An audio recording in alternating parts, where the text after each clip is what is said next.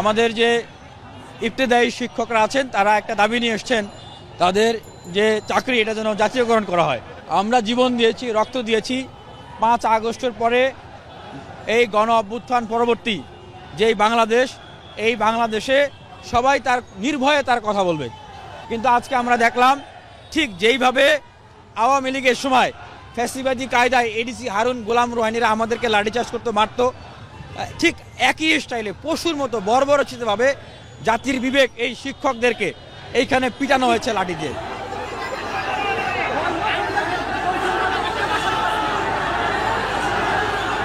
আমার বাবা, আমার চাচা, আমার ভাইদেরকে এইখানে পিটাবে, মারবে, তাদের বেতন দিতে পারবে না, জাতীয়করণ করতে পারবে না এই সরকার, আর আমরা তো চুপ করে বসে থাকবো না।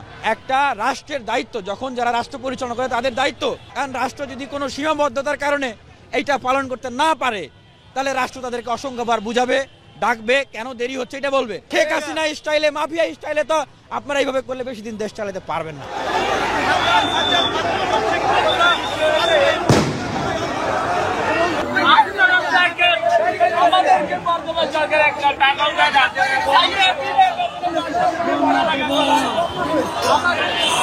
এইখানে যদি উনাদের বাবারা থাকতেন, চাচারা থাকতেন, এইভাবে করে পুলিশকে বলতে পারতেন যে আইসা লাঠি দিয়ে মারো।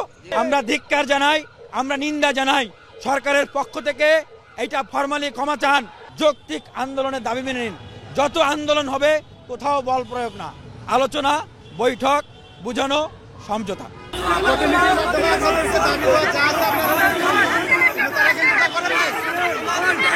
তারা ব্যারিকেড ভেঙে চলে যাবে।